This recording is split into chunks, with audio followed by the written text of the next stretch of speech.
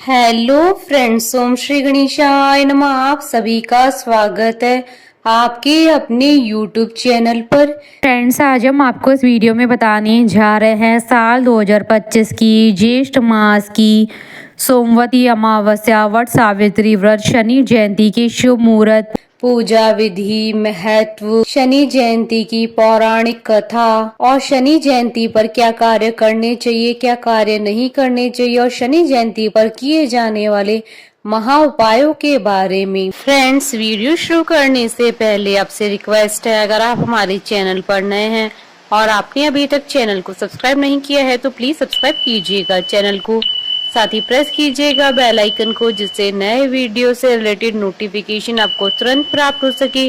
और वीडियो पसंद आने पर वीडियो को लाइक और शेयर जरूर कीजिएगा ताकि सभी भक्तों को इस वीडियो का लाभ प्राप्त हो सके। और कमेंट बॉक्स में ओम श्री गणेशाय नमः जरूर लिखिएगा। हर साल ज्येष्ठ मास की कृष्ण पक्ष की अमावस्या तिथि को शनि जयंती मनाई जाती है। धार्मिक मान्यताओं के अनुसार ज्येष्ठ अमावस्या के दिन शनि देव का जन्म हुआ था।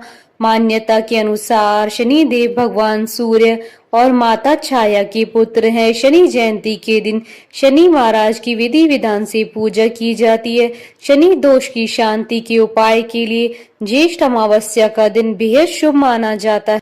शनि जयंती के अवसर पर वट सावित्री व्रत भी है। इस व्रत को सुहागन महिलाएं रखती हैं। इस दिन सती सावित्री, सत्यवान और वट वृक्ष की पूजा करने की परंपरा है। पूजा के समय वट वृक्ष में कच्चा सूत लपेटा जाता है और वट सावित्री व्रत कथा को सुनते हैं। पौराणिक कथाओं के अनुसार सावित्री ने अपने पतिव्रता धर्म से यमराज को प्रसन्न किया था। से उसके पति सत्यवान फिर से जीवित हो गए। तब से ही वट सावित्री व्रत रखा जाता है। साल 2025 में वट सावित्री व्रत 26 मई 2025 को है। दरअसल ज्येष्ठ अमावस्या का आरंभ 26 मई 2025 को दोपहर 12:12 से होगा और इसका समापन 27 मई 2025 को सूर्योदय के कुछ समय बाद ही हो जाएगा।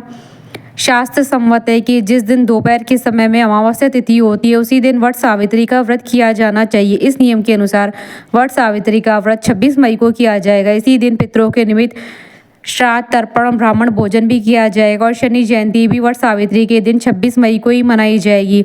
27 मई को सूर्योदय कालीन अमावस्या होने से इस दिन अमावस्या का स्नान दान किया जा सकेगा। इस दिन भौमवती अमावस्या रहेगी, लेकिन अब की बार 26 मई को सोमवार होने से ज्येष्ठ अमावस्या पर सौभाग्यदायक सोमवती अमावस्या का भी संयोग बन रहा है। ऐसे में सुहाग की लंबी उम्र की कामना से जो सुहागन महिलाएं वट सावित्री का व्रत रखेंगी उनको यमराज जी के साथ साथ शिव जी की कृपा का भी लाभ मिलेगा। इस पर उत्तम संयोग यह भी है कि इस दिन चंद्रमा अपनी राशि वृषभ में संचार करेंगे। वट सावित्री व्रत पर बना यह संयोग भी व्रतियों के लिए उत्तम फलदायी रहेगा। फ्रेंड्स, अब आइए जानते हैं साल 2025 की ज्येष्ठ अमावस्या, वट सावित्री व्रत, सोमवती अमावस्या और शनि जयंती के शुभ मुहूर्त के बारे में। हिंदू पंचांग के अनुसार साल 2025 में ज्येष्ठ अमावस्या 26 मई 2025 सोमवार के दिन है। ज्येष्ठ कृष्ण अमावस्या तिथि प्रारंभ होगी 26 मई 2025 को दोपहर 12:11 पर और ज्येष्ठ कृष्ण अमावस्या तिथि का समापन होगा 27 मई 2025 को सुबह 8:31 पर।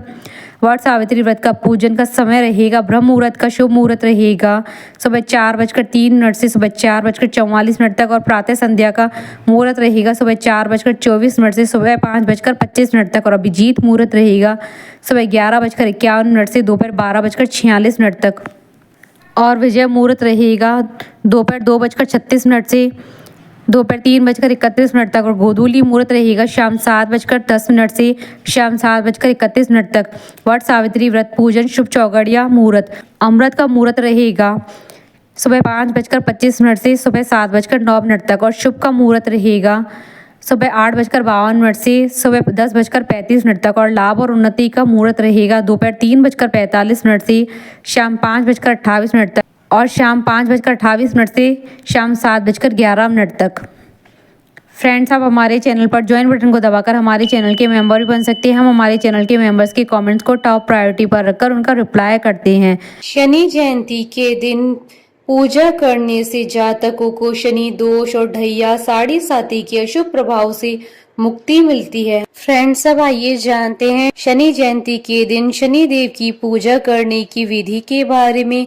शनि जयंती के अवसर पर शनि देव के निमित्त विधि विधान से पूजा पाठ तथा व्रत किया जाता है। शनि जयंती के दिन किया गया दान, पुण्य एवं पूजा पाठ शनि संबंधी सभी कष्ट दूर कर देने में सहायक होता है। सुबह जल्दी उठकर स्नान करके नवग्रहों को नमस्कार करें, फिर शनि देव की लोहे की मूर्ति स्थापित करें और सरसों या तिल के तेल से उनका अभिषेक करें। यदि प्रतिमा या तस्वीर न भी हो तो एक सुपारी के दोनों ओर शुद्ध घी का दीपक जलाएं।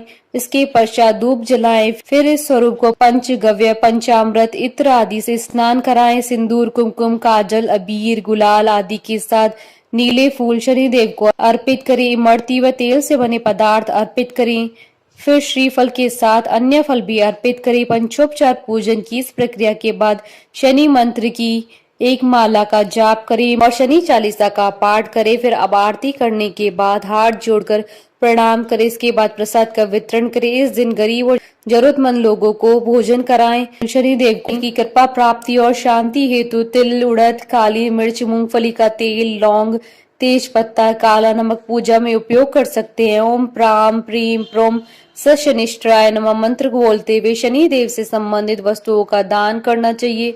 शनि के दान में दी जाने वाली वस्तुओं में काले कपड़े, जामुन, काली उड़द, काले जूते, तिल, लोहा, तेल आदि वस्तुओं को शनि के निमित्त दान कर दें।